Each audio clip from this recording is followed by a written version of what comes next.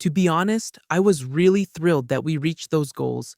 It seemed like there was a 20 to 25% chance that we could reach both goals, with the rocket and the ship both making a soft propeller landing in the ocean. Also, it turned out that we did meet all of our goals, which I didn't think would happen. We're able to do these things because we have the best team of rocket experts that has ever been put together. It's always a pleasure to work with great people to get great things done. Anyway, Elon Musk is back in the news, and this time it's all about Tesla and SpaceX's amazing new work with the Starship rocket. It's true. They were able to soft land both the ship and the rocket back into the ocean. And guess what? The odds were not at all on their side.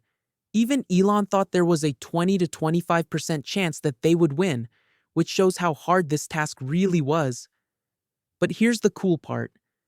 The smart people at Tesla and SpaceX totally nailed it, even though the odds were against them. We're talking about an engineering achievement that might one day change the way people move through space. Because they worked hard and had great skills, they not only reached their goals, but also went beyond what was thought possible.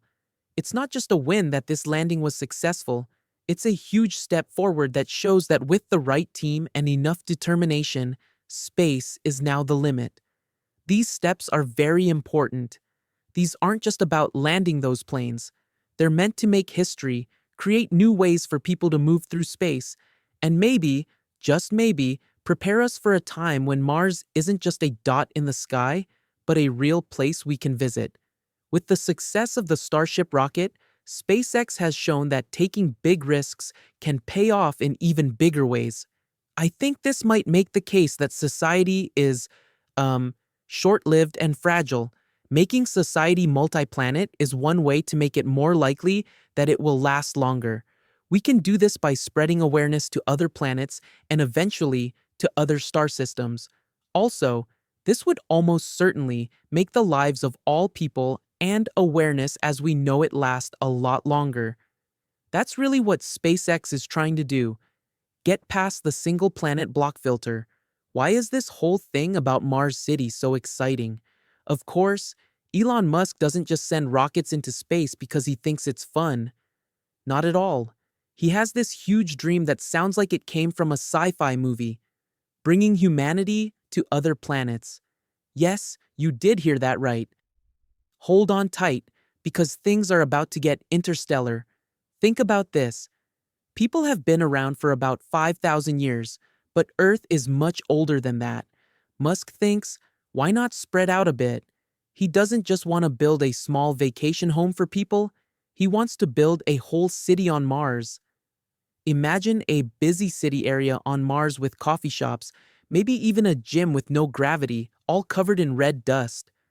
One of SpaceX's goals is to make life possible on other planets. Along the way, we'll try to make money from any actions that take place in space, like building an internet system there. Anything that has to do with space will help pay for the spread of consciousness away from Earth. But why Mars? Musk thinks it would be good to have a plan B in case Earth ever has a cosmic tantrum, like when big rocks play tag, or when our nice weather gets a little too hot. Not just any backup plan, but one where people are flying around on another world to make sure the lights stay on for everyone, no matter what happens at home. It's like being on Mars and being able to eat cake too. Not only are we trying to avoid disasters, but we're also trying to welcome the world and let it know we're here to stay. It has to do with making those stars in the night sky into friends. You can always add back sections and rules if you remove them. Those turned out to be very important. You can put them back at any time. And this is really like letting go of the brakes on a society and an economy. There are strings that are slowing down GDP and stopping us from moving forward as a society. We need to cut them. At the same time, Elon Musk is making waves by asking how government offices handle rules. This is starting conversations that could have a huge effect on how companies like Tesla work. Let's listen to what he has to say. Now, Elon Musk is taking on the complicated world of rules. He's not just following any set of rules that are given to him. Not at all, sir. He's just looking at all of these old dirty rules and asking, hey, can we do some spring cleaning over here? The way he talks about it makes me think of Marie Kondo. If it doesn't make you happy, it's out. There are too many bad rules that make it hard to come up with new ideas. It's like having to run a race with your shoelaces tied together. Hope you don't fall flat on your face. This could be a big deal for Tesla. Making rules easier to follow will speed up the process of developing new technologies and energy solutions, which is great for Tesla. Every old rule that is simplified or gotten rid of could directly help Tesla come up with and roll out new energy products and car technologies more quickly and efficiently. The heat level just keeps going up. As an alternative to taking a long time for things like environmental approvals, Elon thinks that we make things more interesting by punishing people who don't follow the rules. Something like, okay, do your thing, but if you mess up, you'll pay for it. This way of doing things might lead to a more active and responsible innovation environment where companies like Tesla, which is known for its fast development processes, could do well without having to deal with slowdowns caused by red tape. So, yes, Elon is determined to clean up the mess of government and make room for growth. Also, who knows? There's a chance that we can see the floor or the future if we get rid of enough old rules. For Tesla, the future looks bright, efficient, and full of new ideas. In a way, I like to use the tools of physics, like taking things from the very beginning. Um, an easy method I came up with after making the same mistake over and over again is that you should start by making the requirements less stupid. I need to keep telling myself this, so I hope to make these mistakes less often. So you get rid of the requirements, get rid of them, and make them easier to understand. Because you will only get the right answer to the wrong question if you don't get rid of and reduce the conditions. This bold move is backed up by President Milei of Argentina, who said, hey, maybe it's time to trim down the government itself.